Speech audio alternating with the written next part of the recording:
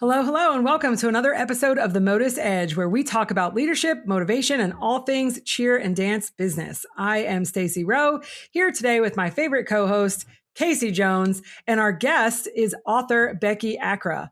We are so excited to have her. She has recently published her first book, Raise the Athlete, and we cannot wait to learn more about it. Welcome, Becky. Thank you. Absolutely. Thank you so much for having me. Yeah, thanks for coming on. I see here you are in Montana and now in Utah, two of my favorite places. So both great places to live and great places for outdoor adventure, which I love. I don't think I've ever been to Montana or Utah, actually. Oh, wow. You're missing out. I'm trying to think. I don't think I have. No, I've been a lot of states, but I don't think I've been to those two states or Wyoming for that matter. I haven't spent time in Wyoming, but everybody's first reaction to, especially Montana, is, wow, great outdoor adventure, which I hear the same, although I spent most of my time in a cheerleading gym in Montana. So I hear it's beautiful. You're indoors most of the time. Yes. I can tell you all about the cheerleading gym scene in Montana. Now, are you still currently a director of a program, right? In Utah now, is that right? I am, yeah. So I actually grew up in Southern California, in the Coachella Valley, Palm Desert, and then went to college at the University of Arizona. And from there, I actually moved to Los Angeles and took a wild life ride where I moved to Montana with my still husband and saw snow for the first time. Felt cold for the first time. Montana was a total culture shock for me. And the first thing I did when I got to Montana was look for the All-Star cheerleading gym. I knew I wanted to be involved in cheerleading, and one did not exist. So I knew what I was going to be doing and owned a gym for 15 years in Montana. And then life changed and evolved, and we found ourselves in Utah right in the heart of COVID, July 2020. And I had done 20 years coaching and gym owning. And I thought, I'm just going to go shift to being a mom. I have 3 daughters and thought that I would be content without coaching. And that lasted all of a half a season. And within 6 months, I found myself the director of Revolution Athletics, where I've been now since 2021 and loving being a director and, kind of back in my comfort zone of being a coach. And I can't seem to get away from this cheerleading coach world. It calls That's me. Awesome. Yeah. That is awesome. If you are comfortable talking about this, and we don't have to if you're not comfortable talking about it, but we talk about a lot of gym ownership here on the podcast, and Casey and we've shared several horror stories and all kinds of different things. But I saw in your information that your gym right before COVID had suffered a fire, which is my goodness. And to be a gym owner and have to go through something like that. I can't even imagine what that must have been like. Yeah, no, that was definitely a tough run for us. So it was Christmas Eve, 2019, and we were part of a strip mall. So there was a paint store on the very end, a little cute popcorn shop that was all of our athletes' favorite snack shop in between practices, and then us. So it was a 3-business strip, and it was Christmas Eve. Nobody was at work. And all of a sudden my phone just started blowing up. There's smoke coming out of the gym. There's all of my athletes that I coach and parents, there's smoke coming out of the gym. And so luckily I only lived about 5 minutes away, rushed to the gym. And sure enough, the paint store had caught fire in the back warehouse. And by the time we got to it, it had just raged through the whole building. And Wow. it's really hard to recover from a fire. And unfortunately, because it was in a paint store, it was a lot of chemical based smoke. And ultimately the equipment was all deemed unusable because of all the chemical. And, we have kids rolling around on the mats and, it was like, oh, okay, what are we going to do here? We're in this, we didn't know COVID was coming. And so it was like, well, we have to rebuild.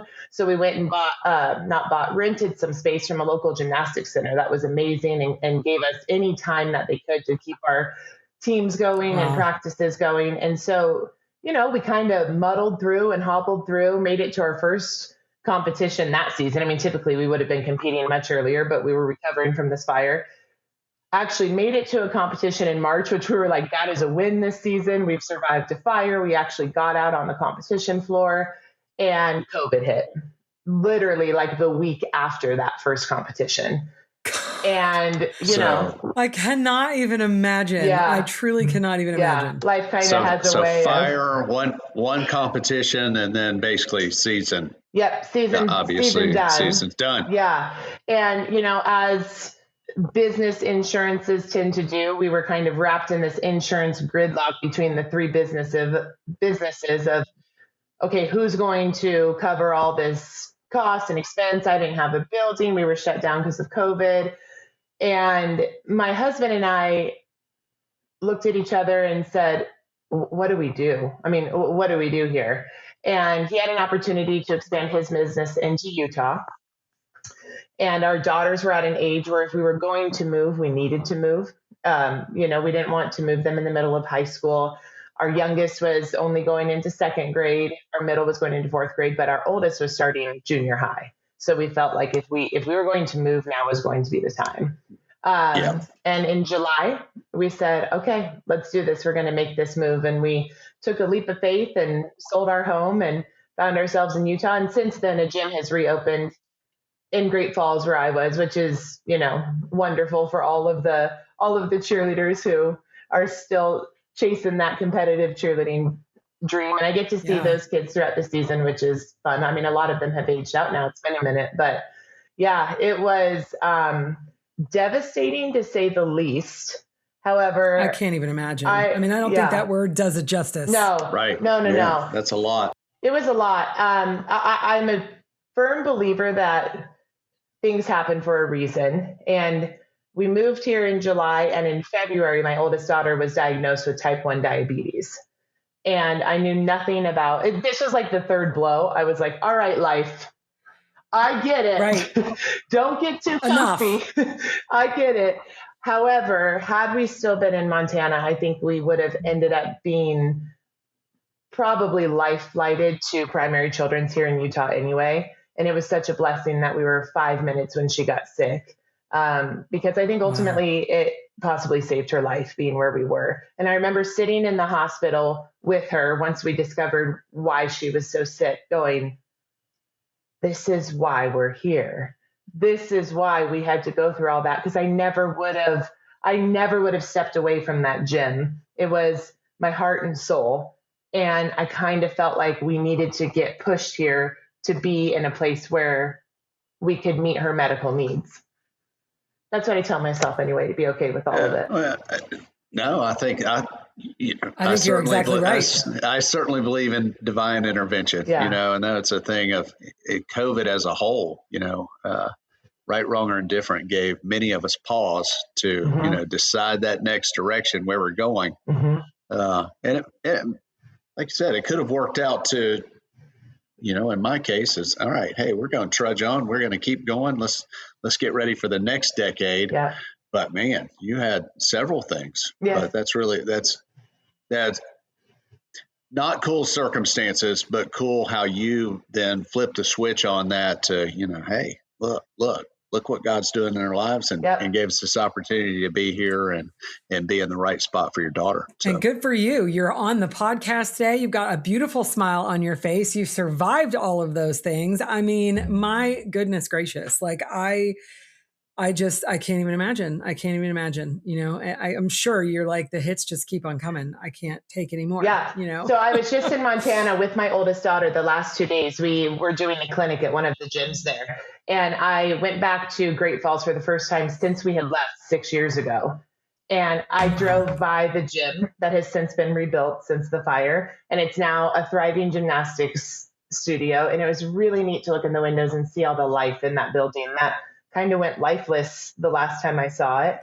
And being there with my oldest daughter and literally driving down memory lane, I think it was really healing for me, because when we left, I just thought, oh my gosh, I don't know why all that happened. And I don't know if I can ever go back there, because that, you know, it was really painful, but time has a way of healing. And being there 6 years later and seeing that, you know, life not only goes on, but here I am full circle with my oldest daughter, who's still so involved in this world. it was really, really neat for me. And I'm so glad that I did go back and that I was able to drive past that gym and not only accept, but be excited for the new life that's in that gym now. That's so cool. Yeah.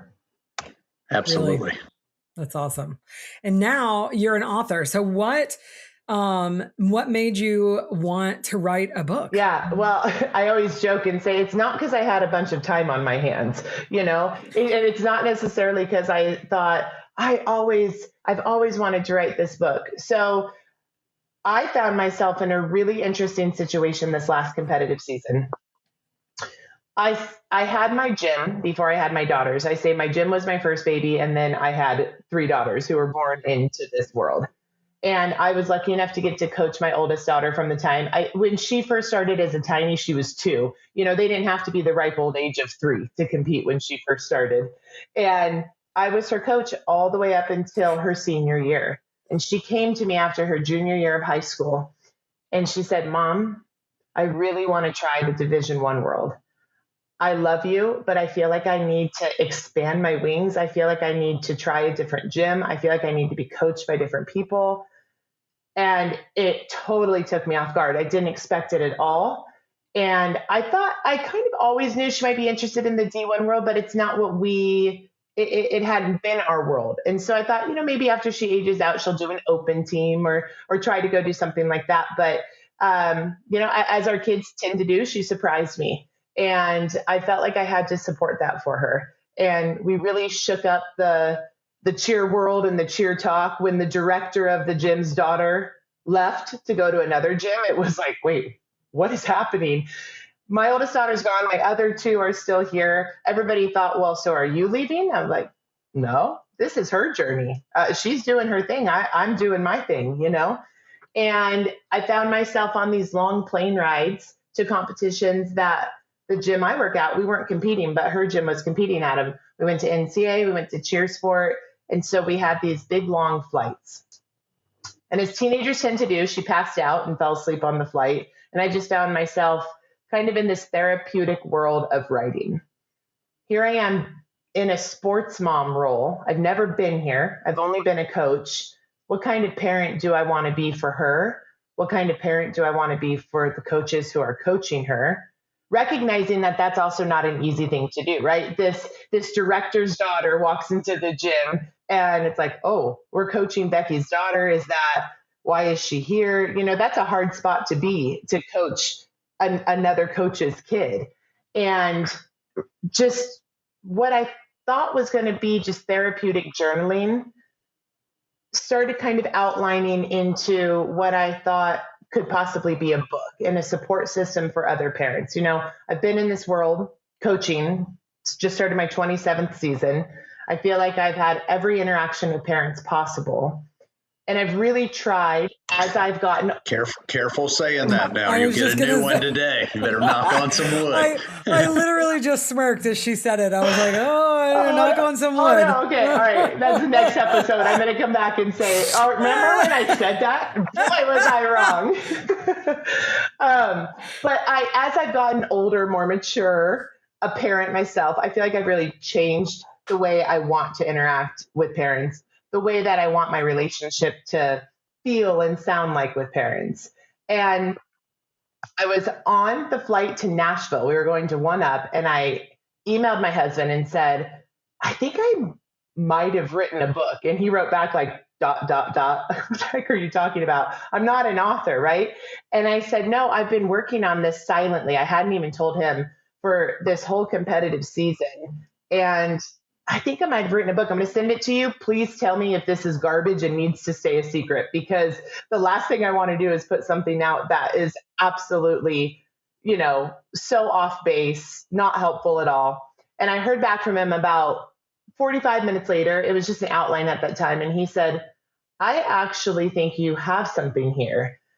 If I have a stepson who's quite a bit older than our daughters. He said, if I had this as Zach was playing basketball and football, I would have really appreciated it. I think you should flesh it out and see what happens. So I spent the next 2 weeks feverishly writing, feverishly getting through this, and put it all together and sat on it for a couple weeks. read it a few times, sent it to a couple of trusted peers, and they said, go for it. This is great. And all of a sudden I had a book in my hand at the end of the season. And it's something that I hope is a quick read. It's something that if you are sitting, maybe waiting for your athlete to be done 5 minutes after practice, you can do a quick chapter and get some ideas, get some tidbits of like, oh yeah, that's a great perspective.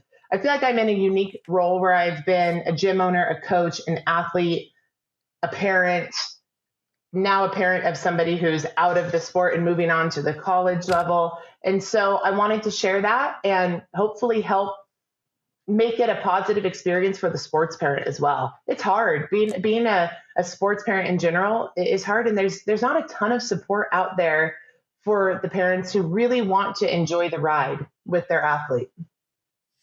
I feel like it's only getting harder too, because sports, it doesn't matter what sport, you're obviously, we are all obviously in cheerleading, but my son plays soccer and, my daughter did rowing and gymnastics, and it doesn't matter. It doesn't matter what sport. I feel like they're all getting more intense and more serious and at an earlier age as well. And so as a parent, it's hard to know and kind of figure out like, what is the right path? And, I feel like some parents want to put their kid in the most competitive thing they can find at an early age. And then the kids tend to burn out because they don't want to be that, that serious about it. So I think it's a great topic. And I don't think that any parent has all of the answers. Casey and I feel like both were all of those same things too. Gym owners, coaches, parents, parents of athletes going into college, like all the things. And I still am questioning all the time. Like, am I making the right choices? Am I doing the right thing? Am I supporting the club enough? Am I, too involved? Like, what's the right amount? I think the reality is it's so great that you've written this book. I've never had the desire to write the book, but I have also often had the reality that my perspective of kids in sports is vastly different than most parents, just because of what I do for a living, coach, gym owner, coach my own kids to some extent. So oftentimes the way I think is really different than the way your average parent thinks. And I think sometimes we lose sight of that. They're not doing this all day, every day, like we do it.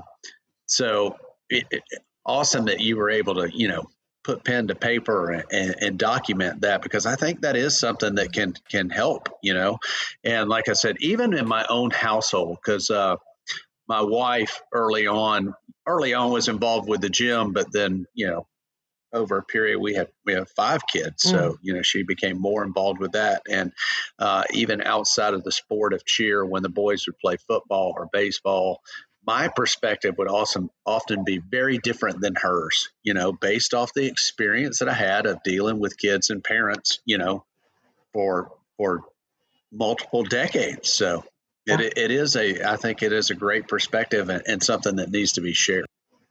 Well, and what's interesting, I'm sorry. Go ahead, Stacy. Sorry. No, you're good. I just wanted to raise the athlete, not the pressure, right? So that's the name of the book. It's super awesome. And I have my copy. I'm very excited about it. Yes. Thank you. And I think too, it's really interesting when you start to look at every parent as simply as a co-parent, right? So most parents come in with the intention of advocating for their athlete.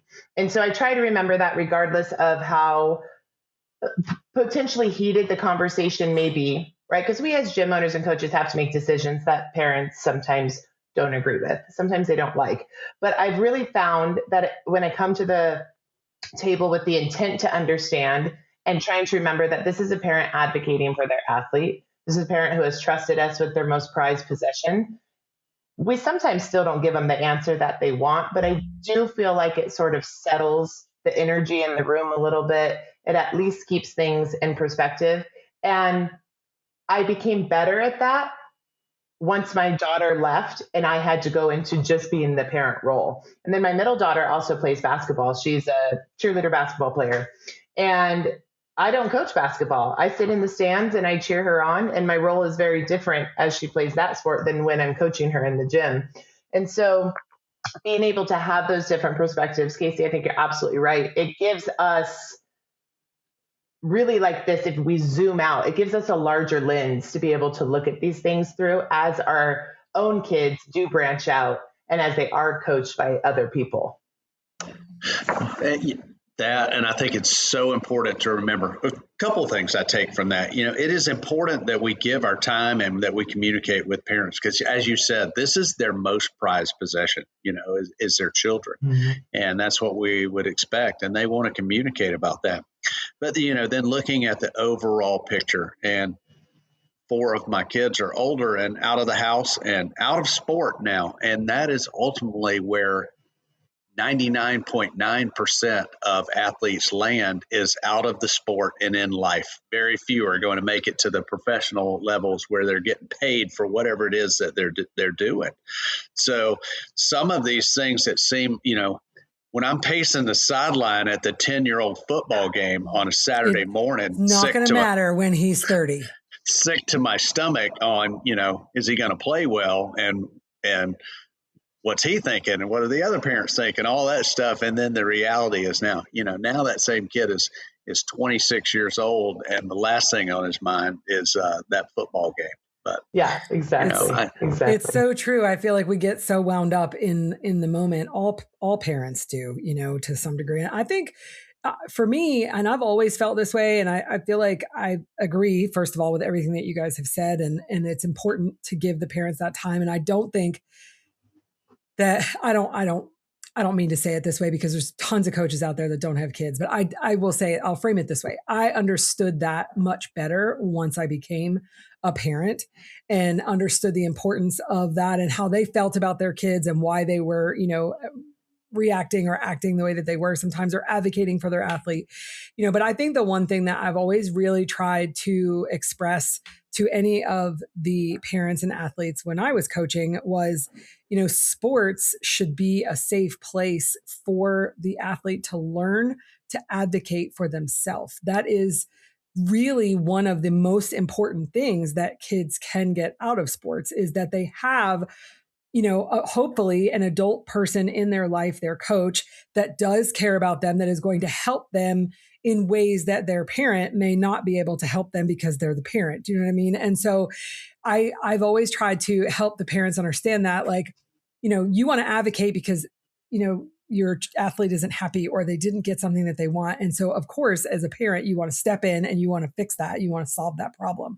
But that's one of the most important purposes of sports, in my opinion, is for the athlete to go to the coach and say, hey, I don't like this, or this made me not happy, or, I want to be in this spot. How do I get to that spot? And learning to take that step to advocate for themselves. It's the one true place where they should be able to learn to do that. And Stacy, that to me, that is a monumental change that I have seen in my lifetime in sports, because it's not too long ago, back up 25 years ago, and you never questioned your coach. Uh-huh. Like, hey, they said to do this, and that's what you did. You didn't question them. And not that you're saying to go and question them in any kind of way that's disrespectful or anything like that. But that's a change, and that's something that we've talked about in our group as older coaches. That's a change that we have to make, because society has chosen, and they're not wrong, that, hey, we're going to parent in a different way, and we're going to give our kids a voice, and we want them to ask questions, not just to their coaches, but kids do it to their parents now, and that's encouraged, But some of us old dudes, we had to talk that through, because back in the day, it was disrespectful if you questioned your coach at all. So I think that's really important. I think it's also, especially in a team sports environment, important of understanding, I learned this through my own kids. Not every kid is playing for the same reason, and that's okay. I have 2 girls and 3 boys, and it's pretty consistent in our family. The girls play to win. The boys play for fun, and it I love that. The girls are cutthroat. Absolutely. And both are okay, right? Both serve a purpose. Absolutely.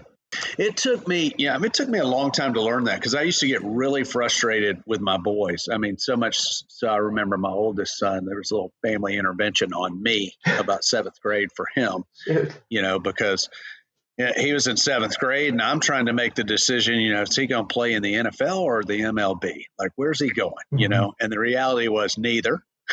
Right. But, I was really hard on him. And then my younger son, I wasn't as hard, but, he actually probably had an opportunity to maybe even play at the college level in baseball, but he didn't like baseball.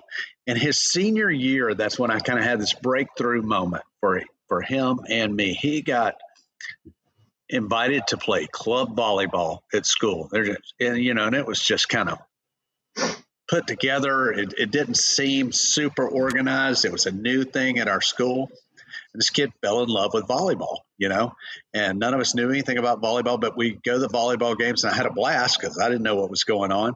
But I had a blast watching him have a blast. And it's not like he took that to the next level or anything, but it let me know that, the boys' decisions to just do things for fun were okay, because I spent more time with the girls because they were in the cheerleading gym, and man, we were trying to win, and if they didn't win, good Lord, you didn't want to be around them for the next week. So, yeah, I actually talk about this in my book, the importance of letting our athletes multi-sport and try different things, which Stacy, you touched on this in the beginning. That's a little harder to do now with everything specializing so young, everything becoming intense quickly. I mean, we've all had those conversations with the mom who walks in with a 10-year-old and says, oh, we're so far behind. We've never done this before. Right. It's like your child's 10. Yes. I feel like the 5-year-olds are behind these days. Oh, Casey right. and I talk about that all the time. It's like, you can't walk in. I mean, there's tiny novice, tiny prep and tiny elite. Like tiny elite shouldn't even be a thing, Correct. It's like, how does that even actually exist? Right. Tiny elite. Bang my head off. I banged my head off the wall of, it's July. We're 6 weeks into the season, and we can't put the new 5-year-old on the team who wants to be on a team because our stunt groups are set, and we're like, they know their jump choreography. I'm like, they're 5. Yeah. Like such a barrier to entry. Our area, baseball is huge. It's the same thing of like, I've got a 12-year-old son. He has not gone the team sport route until recently at 12. But, one of his buddies is really into baseball. And he's like, Dad, maybe I want to try baseball. And I'm just like, that, I didn't shoot him down, but I had to redirect him, because in our area, starting baseball at 12, unless you're a phenom, unless you're like super athlete, I'm like, you're going to sit there and watch the game. You're not playing. So, yeah, we are a little bit unique, I think, in this competitive cheer world where we work really hard. We'll have an athlete so our senior 5 last year, we had one of our athletes who considered not competing with us because she had a competition weekend, and she's also an actress and really into theater. And she was the lead in a play, and it fell on a competition weekend. And she also played a big role for us on our 5. And she said, I don't think I can compete with you guys because I'm not willing to miss this play. And we said, hold on. That's an opportunity for one of our level 4s who's close to a 5 to come in and take your role for that weekend. And the old me, the 20-year-old Becky, would have said, yeah, sorry, you'll have to choose, and or we'll put you on a level 2 this year, or I wouldn't have been willing to figure that out for that athlete. But the more, and sometimes it creates a headache for us, I'm not going to lie. And sometimes we don't compete as well that competition if we're using, maybe an athlete who's not quite there, but it's an opportunity for them to step up. But that's something as a staff we've really made a goal to do, is allow these athletes to have an identity outside of the cheer gym as much as possible, knowing that this takes up so much of their time, their energy, right? Their social commitments, their financial commitments. Is there a way that we can preserve this athlete? And being a small gym, that, those numbers are super important to us. Is there a way that we can preserve this athlete and give another opportunity to an up and coming athlete for this competition? We say the same thing. There's like literally kind of our rule of thumb is we allow one more activity in addition to cheerleading, because we don't want that to be, we don't want cheerleading to be their sole life, and their sole identity, because that's when it gets hard in my opinion, that's when it gets hard for kids to transition from sport to life, real life, if all they've ever done is identify themselves as cheerleader, all-star cheerleader, whatever it is, baseball player, and that's their complete identity, then it's really, really tough to transition out of that. Yes. And then what's left when the sport is no longer there? Yeah, or tragically. I love the verbiage. Sorry, Stacy. Sorry, go ahead. I was just going to say, tragically, we've all seen a season end, an ACL goes, an injury happens that takes them out. If they have an identity outside of that sport, typically they'll heal faster, they'll come back faster, their mental toughness stays, stronger throughout that healing process. If it is the only thing they have and that is suddenly stripped from them due to an injury, they don't do as well throughout the recovery process. It's something I really think all coaches need to be very, very mindful of as we're asking and looking at what does this commitment look like. Allowing that +1 activity is huge for their mental health and well-being as they're also an athlete. Yeah. So, and it's, I don't know, it's so tough these days. And honestly, our coaches, we allow a lot of autonomy in the coaching in our gym because we have a lot of coaches, we have a lot of kids. We're blessed to have that. But, it's important to me that the coaches communicate with the parents and everything and their expectations. But I think sometimes people would be surprised at what we do allow at Stingrays, because if somebody lets us know in the beginning of the year, hey, it's my grandparents' 50th wedding anniversary on NCA, and the ones that approach it correctly usually are like, hey, we want to tell you this. Should we not try out this year? And given an amount of time, we can work around anything. It's the surprises that no one likes. So, right. That's the thing. Okay, hey, this athlete's going out for NCA. You got to understand that we might pull you out the month before, which may mean you have to miss another competition because we want to have the time to get this other athlete worked in here. Or we may need a couple of weeks after NCA to get you worked back in. But, it's all about the communication and then being honest with people up front on, yes, we can make this work, or no, we can't. So, agree.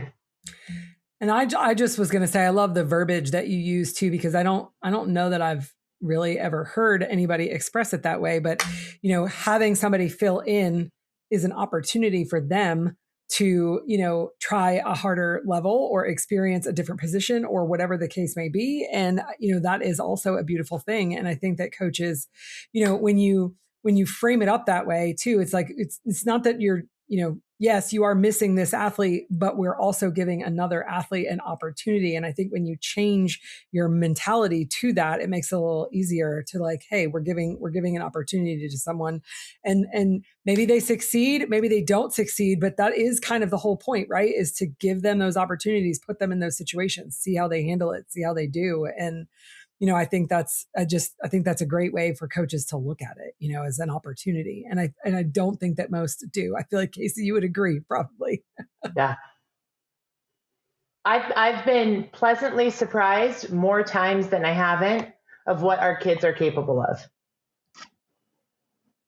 Well, it so much depends on the coach and that relationship and the communication with the parents, because there's not only, like in the situation you describe, it's not only the one athlete coming out and the one athlete coming in, it's the other 20 kids or 15 kids that are on the team as well.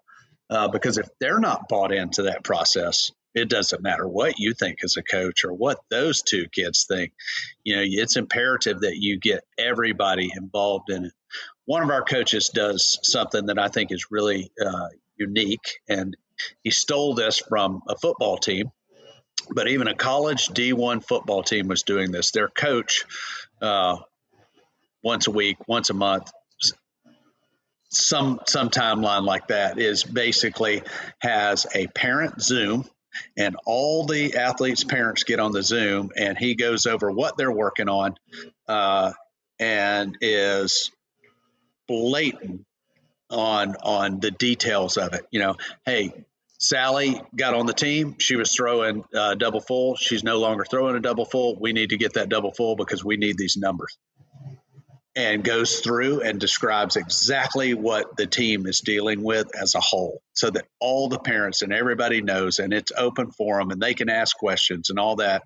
And it's amazing. My daughter was on this coach's team last year, so I sat in on a couple of those, and I was like, gosh, these things are going to last forever. And they didn't. It was 20 minutes because the coach would come out. He knew exactly what it was. He would rip through it.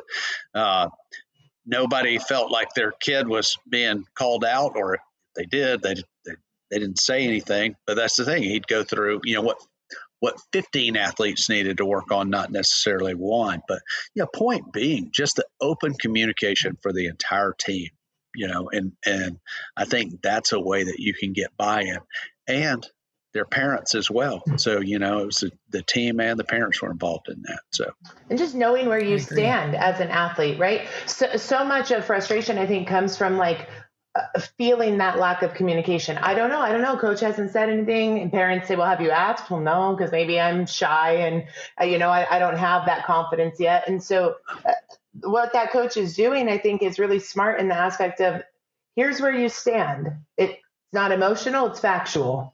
Boom, boom, boom. Here's where we want to go. Here's what needs to happen to get there. Let's get back to work. Well, and, yes. And you talk about pressure and athletes under pressure. Because I personally think, we say something and our pressure's a privilege. Mm-hmm. We say that's one of the mottos of our gym. We want that pressure. However, Stacy hit on something earlier, the safe spot where these kids go. Because I do remember a coach in our program one time, and it was too much pressure because everybody's job was on the line every single day.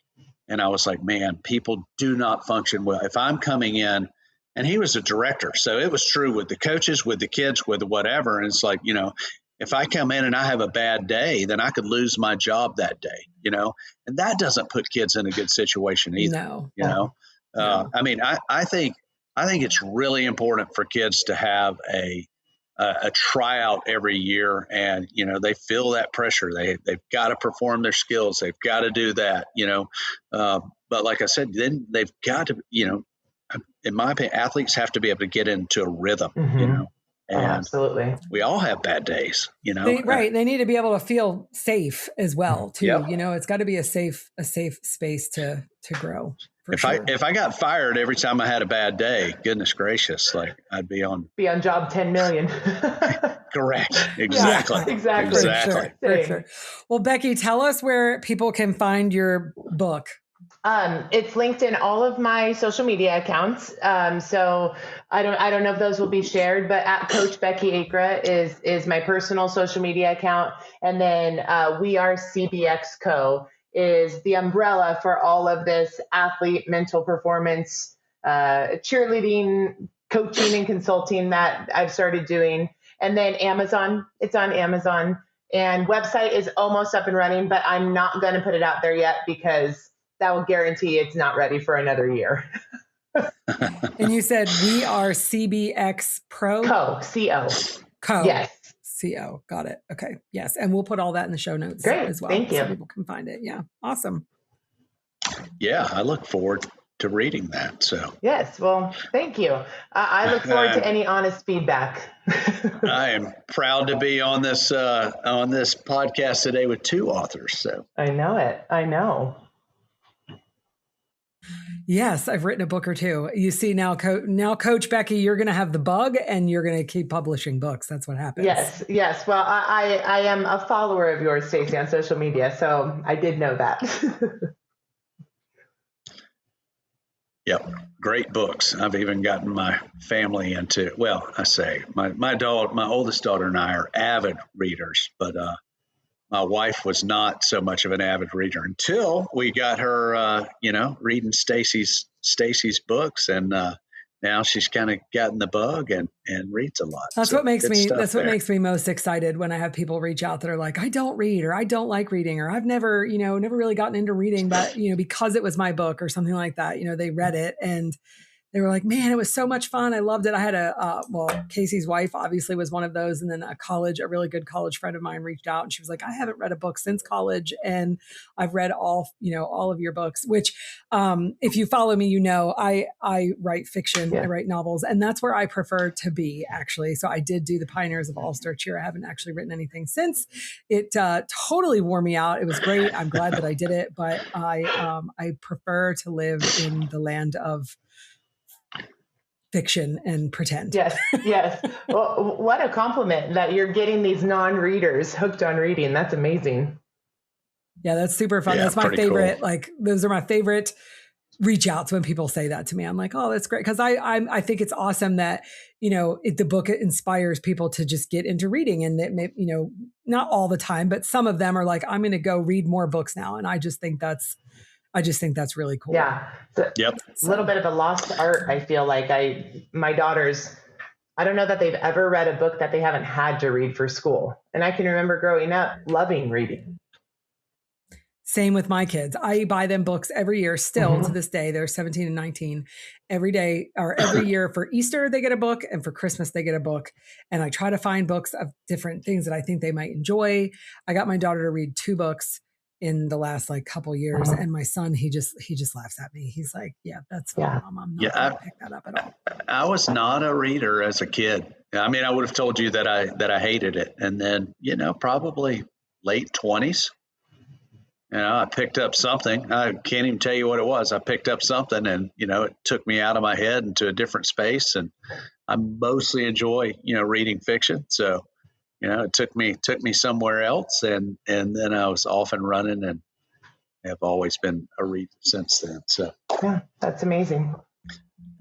All right, Stace, is it time for my dad joke? I think so. I think it is. All right. We love our dad jokes. And hey, if you've got a great dad joke, you can submit those to us. You can send them on our new website. Check that out at ModUSEdge.com or DM us on our social media at Join ModUS. But anyway, without further ado, what's brown and sounds like a bell? What's brown and sounds like a bell? This is definitely one y'all can get, but all I can think of is Abel Rosa, because you said Abel. And if you're listening, Abel, shout out to you. But if you're into the dad joke, we're talking about a bell that you ring. What's brown and sounds like a bell that you ring? Dung. Oh my God. I was thinking way too deeply. Yeah, this one wasn't deep. This one was really, really corny. So, oh my gosh. That's great. So anyway, without further ado, I'm also going to tell you guys we're going to tell you a little bit about ModUS. Owning a gym doesn't have to feel like you're pushing the bus uphill alone. Join ModUS, a powerhouse community of gym owners who share, support, and grow together. Inside the ModUS Vault, you'll get ready-to-use templates, fresh resources, and exclusive industry discounts. Plus, your membership includes 2 seats at the ModUS Business Expo in Nashville every year. 2 full days of growth, leadership, and networking, included at no extra cost. Ready to level up your gym game? Join ModUS at joinmodus.com. That's JOINMOTUS.com.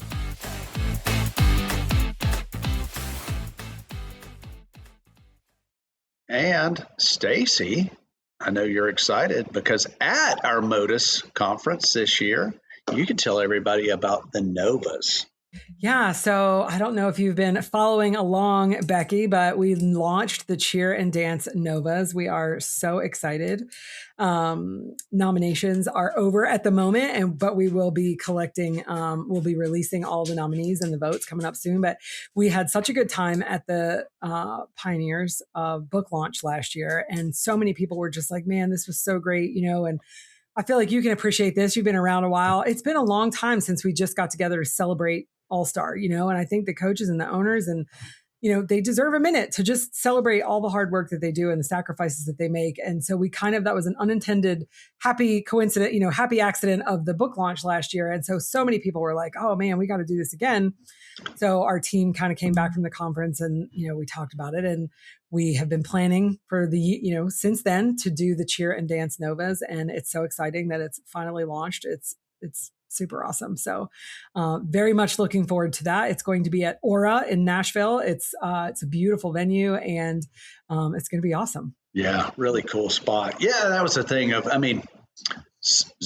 to reiterate what Stacy said, so many folks were like, can we do an event like this in person every year? Because that's something that, I don't remember when those went away at the USASF, at Worlds. They used to have a big get together, and then there were different things. Then obviously COVID happened and that in a way, but up until that point, there were no live, in person events for coaches to gather and celebrate all the hard work that coaches, athletes, choreographers, music producers, all those things are doing within the industry. So we're excited to be able to offer that. Well, it's going to be fun. I can tell you, as a coach and director, we are talking about this in our gym all the time. We're so excited. Our choreographer was just in town. We were talking all about it, looking it up on social media. So I think you guys are doing an amazing thing, and it's going to be a really fun addition for, all the hard work that's put in throughout the season for everybody in the industry. Really excited. Absolutely.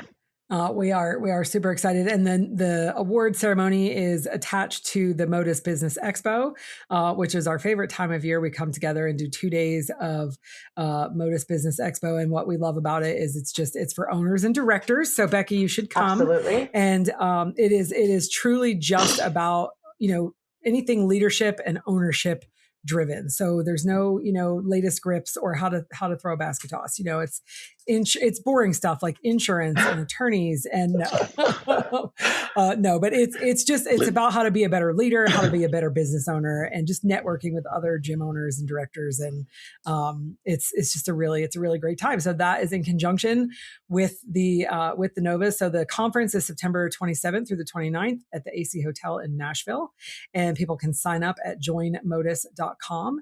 And then the Cheer and Dance Novas will be on Monday night, the 28th at Aura in Nashville. So we're super excited about it. And I have to give a shout out to all of my dance peeps, because it is truly the Cheer and Dance Novas. There are dance specific awards as well. So all of your dance friends, need to go and celebrate the dance peeps too. Super exciting stuff. Absolutely. Yeah, we'd love to have you join us, Becky. That's something that's near and dear to us, because the kids, the athletes, they're our number one in these gyms, as they should be.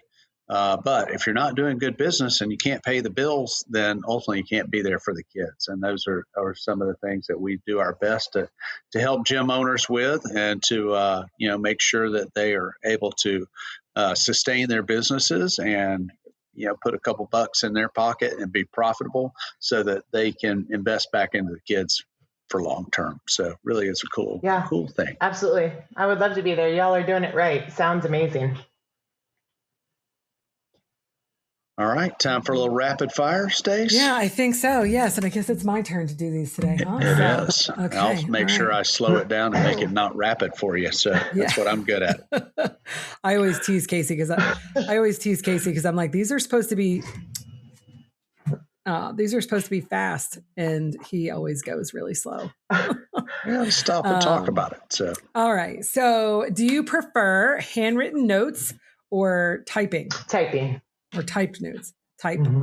So, when you're writing on the plane, are you typing on your computer, or you're handwriting? Yeah, no, I'm typing. You are typing. And what's funny is I don't write well anymore because I never do it. Like the pen and pencil feel foreign in my hand now. That's funny. That's true though, I guess. Huh? I still do both. I'm kind of nerdy that way. I like to type, but I also like to write. I like to hear, all the things. Anyway, paper calendar or digital calendar? Digital. See, and I'm paper. Color coordinated. I actually use both, but I still have to have my paper calendar. Okay. If it's not on my phone, I'm not coming. It's not real. So. It doesn't exist if it's not on my phone. It doesn't exist. No. Okay, this is fitting since we've been talking about you riding on the airplane. So do you prefer the window or the aisle seat? Aisle. Aisle, me too. Yes. Dogs or cats?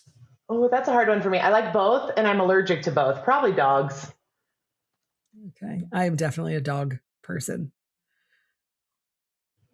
Okay, if you could have dinner with any historical figure, who would it be and why? I'm not being very rapid in my response here. It's okay. You're allowed. Casey's not, but you're allowed. Okay. Any historical figure?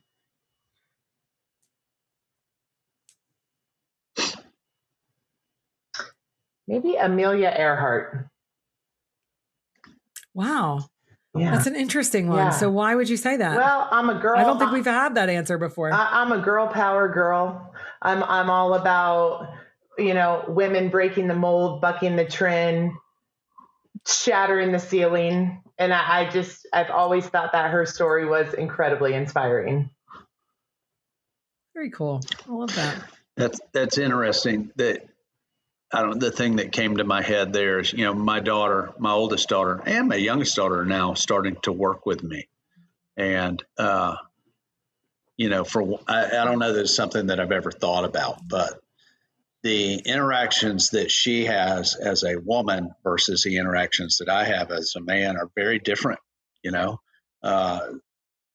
I could argue sometimes easier and sometimes harder depending on what the situation is. But, that's something that's coming to light as we sort of change roles within our company. And she starts to step into more of a leadership role, right, wrong, or indifferent, that she is viewed differently. So, trying to make sure that she empowers herself and things like that. So, absolutely. Very cool. Casey, you want to take the question?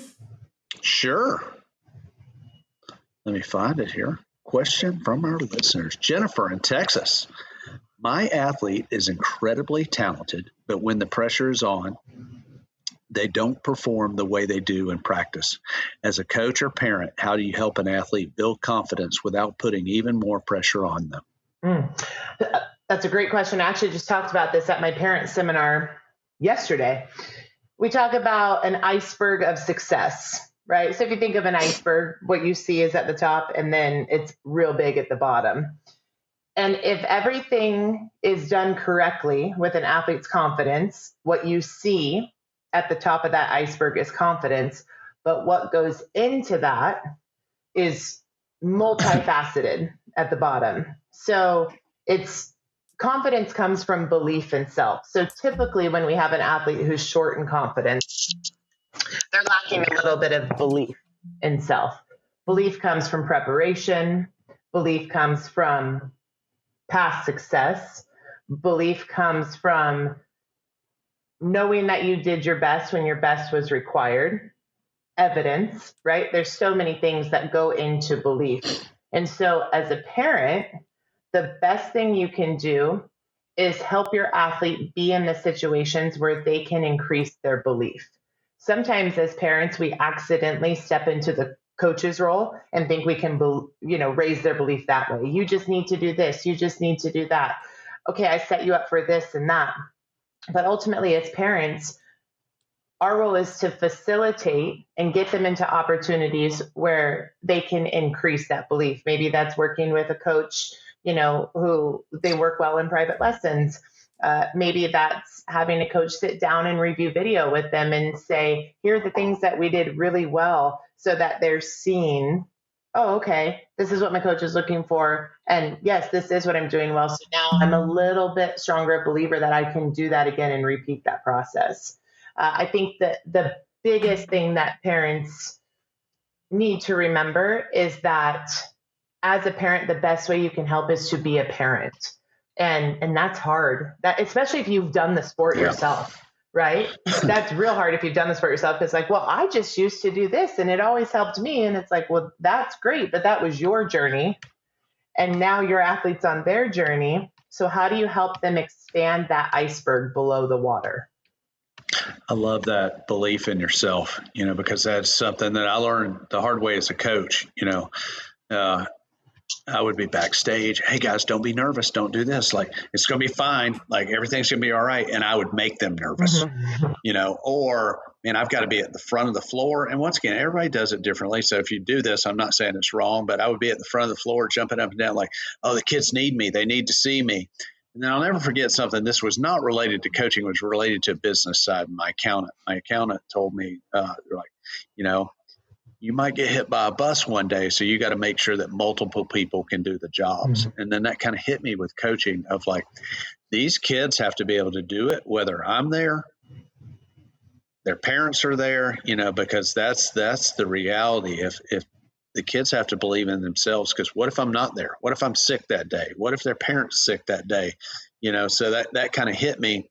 And then that led us to more of a position of, and you spoke on this, of just the consistency. Competing is just another practice. We want to, that warm-up room experience should be just like in the gym. We're not saying anything different. We're not doing anything different.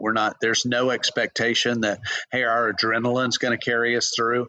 The only expectation is for us to do what we have prepared to do.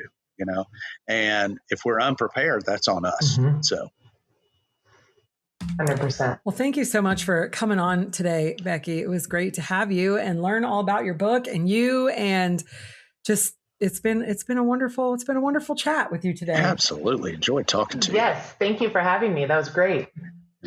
Look forward to reading your book. Well, thank you. Be sure to subscribe to our YouTube channel at the ModUS Edge. Check out our video shorts, like, and comment. We love to hear from you.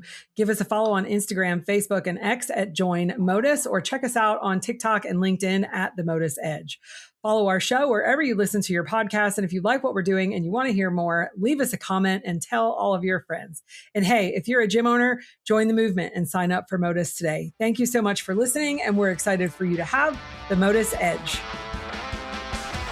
Thank you for listening to the ModUS Edge. We hope you had a blast. Join us next week for more on business, leadership, and motivation. Subscribe and follow the show where you get your podcasts. Subscribe to our newsletter at joinmodus.com. The ModUS Edge podcast is produced by ClantonCreative.com.